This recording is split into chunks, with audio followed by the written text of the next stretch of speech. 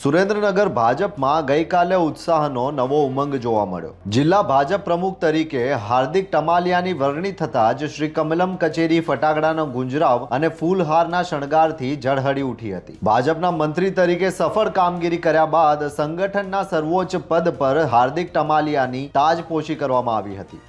ભારત દેશના અને વિશ્વના લોકપ્રિય વ્યક્તિ અને ભારત દેશના વડાપ્રધાન આદરણીય વડાપ્રધાન શ્રી નરેન્દ્ર મોદી સાહેબ, ગૃહમંત્રી શ્રી અમિતભાઈ શાહ સાહેબ, રાષ્ટ્રીય અધ્યક્ષ એવા નીતિન નબીનજી તેમજ ગુજરાત ભાજપના અધ્યક્ષ આદરણીય જગદીશભાઈ વિશ્વકર્મા સાહેબ, મુખ્યમંત્રી શ્રી ભૂપેન્દ્રભાઈ પટેલ, નાયબ મુખ્યમંત્રી શ્રી હર્ષભાઈ સંઘવી, સંગઠનના આદરણીય સંગઠન મહામંત્રી શ્રી રત્નાકરજી તેમજ પ્રદેશના ચારે મહામંત્રીઓ આજે મને નાના એવા કાર્યકર્તાને એક મોટી જવાબદારી જ્યારે સોંપી છે ત્યારે મને પૂર્ણ વિશ્વાસ છે કે મારી સાથે જોડાયેલા આ ભારતીય જનતા પાર્ટીના બૂથ લેવલથી લઈને પ્રદેશ લેવલના સૌ કાર્યકર્તાઓની મહેનત થકી અને તેમના વિશ્વાસ થકી હું આ જવાબદારીને સુપેરે નિભાવીશ એવા મારા પ્રયત્નો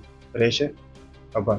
સ્વાગત કાર્યક્રમમાં કાર્યકરોના અભૂતપૂર્વ ઉત્સાહ વચ્ચે હાર્દિક ટમાલિયાએ પોતાનું લક્ષ્ય સ્પષ્ટ કરી દીધું છે। સામે છે આગામી મહાનગરપાલિકાની ચૂંટણી। શું નવા પ્રમુખની રણનીતિ ભાજપને રેકોર્ડ બ્રેક જીત અપાવશે? હાર્દિક ટમાલિયાના નેતૃત્વમાં ઝાલાવાડનો ગઢ કેટલો મજબૂત બનશે એ જોવું રસપ્રદ રહેશે। યુવા નેતૃત્વ અને અનુભવનો સમન્વય। સુરેન્દ્રનગર ભાજપ હવે નવા જોમ સાથે મેદાને। જોતા રહો ગુજરાત વંદન। ધન્યવાદ।